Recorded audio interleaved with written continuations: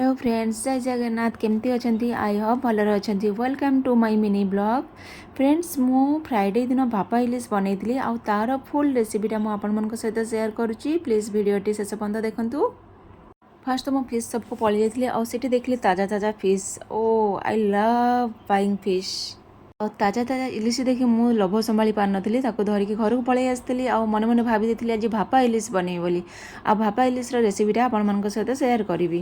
ତ ମୁଁ ଏଇଠି ଫାଷ୍ଟ ଷ୍ଟାର୍ଟ କରିଦେଇଥିଲି। ମାଛକୁ କ୍ଲିନ୍ କରି ଭଲ ଭାବରେ ତାକୁ ମ୍ୟାରିନେଟ୍ କରି ରଖିଦେଇଥିଲି। ମ୍ୟାରିନେଟ୍ରେ ମୁଁ ଲୁଣ, ହଳଦୀ ଆଣ୍ଡ ସୋରିଷ ତେଲ ୟୁଜ୍ କରିଥିଲି। ଏଇଠି ଦେଖନ୍ତୁ ତା ପାଇଁ ମୁଁ ମସଲା ବି ପ୍ରିପାରେସନ୍ କରୁଛି। ମସଲା ପ୍ରିପାରେସନ୍ରେ ମୁଁ 2 ଟାଇପ୍ସ ଅଫ୍ ମାଷ୍ଟର ସିଡ୍ସ ନେଇଛି, ଯେଉଁଟା ଆପଣ 1 ଟାଇପ୍ ନେଇପାରିବେ। ଆଉ ତା ଦେହରେ ଲୁଣ, କଞ୍ଚାଲଙ୍କା ଦେଇକି ଆଡ଼୍ କରିକି ମୁଁ ଗ୍ରାଇଣ୍ଡିଂ କରିଥିଲି। ଲୁଣ ଏଇଥିପାଇଁ ଆଡ଼୍ କରିଥିଲି କି ସୋରିଷର ଯେଉଁ ପିତା ଅଂଶଟା ଲୁଣ ଦେଲେ କ'ଣ କମିଯାଏ ବୋଲି କୁହନ୍ତି। ଆଉ ତା ଦେହରେ ମୁଁ ଟିକେ ହଳଦୀ, ଟିକେ ଲୁଣ ଆଉ ସୋରିଷ ତେଲ ଦେଇକି ଭଲ ଭାବରେ ମାନେ ମିକ୍ସ କରିଦେଇଥିଲି।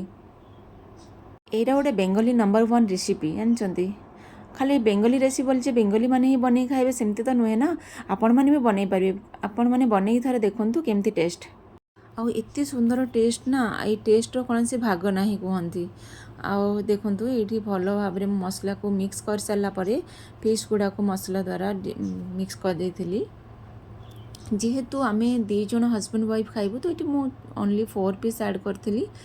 ଆଉ କି ସୁନ୍ଦର ଭାବରେ ଦେଖନ୍ତୁ ତାର ମସଲାଟା ତିଆରି ହେଇଛି। ଆଉ ଦେଖି ଲାଗୁଥିବ ଯେ ହଁ ମସଲାଟା ବେଶୀ ହେଇଯାଉଛି କି କ'ଣ, ଆକ୍ଚୁଆଲି ନୁହଁ। ତ ଏଥିରେ ଏମିତି ହିଁ ମସଲା ଦିଆଯାଏ। ଆପଣ ଚାହିଁଲେ ଆଉ ଟିକେ କମ୍ ଆଡ଼୍ କରିପାରିବେ। ମୋର ଟିକେ ଅବଶ୍ୟ ବେଶୀ ହେଇଯାଇଛି ଭଳିଆ ମୋତେ ଲାଗିଲା। ଆଉ ଦେଖନ୍ତୁ କେତେ ସୁନ୍ଦର ଭାବରେ ମୁଁ ତାକୁ ଗୋଟେ ଟିଫିନ୍ ବକ୍ସକୁ ଟ୍ରାନ୍ସଫର୍ କରିଦେଲି। ଆଉ ୟାର ଦେଖନ୍ତୁ ମସଲା ଦେଇକି ମୁଁ ପୁରା ରେଡ଼ି କରିଦେଇଥିଲି। ଏବେ ୟାକୁ ମୁଁ ଗରମ ପାଣିରେ ମାନେ ଭପେଇବି। ଯେହେତୁ ମୁଁ ଏଠି ଷ୍ଟାଣ୍ଡ ଦେଇଥିଲି ତ ମୋତେ ଟିକେ ହାଇଟ୍ ଲାଗିଲା, ତ ମୁଁ ଷ୍ଟାଣ୍ଡଟାକୁ କାଢ଼ି ଦେଇଥିଲି। ୱିଦାଉଟ୍ ଷ୍ଟାଣ୍ଡରେ ତାକୁ ଓନ୍ଲି ଗରମ ପାଣିରେ ଭପେଇ ଦେଇଥିଲି। ଆଉ ଭପେଇ ଦେଇସାରିଲା ପରେ ଦେଖନ୍ତୁ, ଆଉ ଯେହେତୁ କର୍ଡ଼ ୟୁଜ୍ କରିନଥିଲି, କର୍ଡ଼ ଟିକେ ଦେଇଥିଲି ଆଉ ଲଙ୍କା ଦେଇକି ତାକୁ ଟିକେ ସ୍ପାଇସି କରିବି ବୋଲି ଲଙ୍କା ଦେଇଥିଲି। ଦେଖନ୍ତୁ ଏଇଠି ଗରମ ପାଣିଟା କେତେ ସୁନ୍ଦର ଭାବରେ ସେ ହେଇଗଲା। ସେ ପୁରା ରେଡ଼ି ହେଇଯାଇଛି, ପୁରା କୁକ୍ ହେଇଯାଇଛି। ଆଉ ତାର ଫାଇନାଲ୍ ଲୁକ୍ ଦେଖିବା ପାଇଁ ମୁଁ ବି ଏକ୍ସାଇଟେଡ଼୍। ୱାଓ, ଦେଖନ୍ତୁ କେତେ ସୁନ୍ଦର ତାର ଲୁକ୍ ହେଇଛି। ଆପଣମାନେ ବି ଘରେ ଟ୍ରାଏ କରନ୍ତୁ ଥରେ, ତାପରେ କହିବେ କେତେ ସୁନ୍ଦର ତାର ଟେଷ୍ଟ। ଦେଖନ୍ତୁ କେତେ ସୁନ୍ଦର ଦେଖାଯାଉଛି, ଆଉ କଲର୍ ବି କେତେ ସୁନ୍ଦର ଆସୁଛି। ମୁଁ ବି ଏଇଟା ଫାର୍ଷ୍ଟ ଟାଇମ୍ ଟ୍ରାଏ କରିଛି। ଘରେ ଖାଇଛି ବହୁତ ଥର, ବଟ୍ କେବେ ନିଜେ ଟ୍ରାଏ କରିନି। ତ ଆଜି ନିଜେ ଟ୍ରାଏ କଲି, ଆଉ ଏତେ ସୁନ୍ଦର ଖୁସି ଲାଗୁଛି ନିଜକୁ ଦେଖିକି।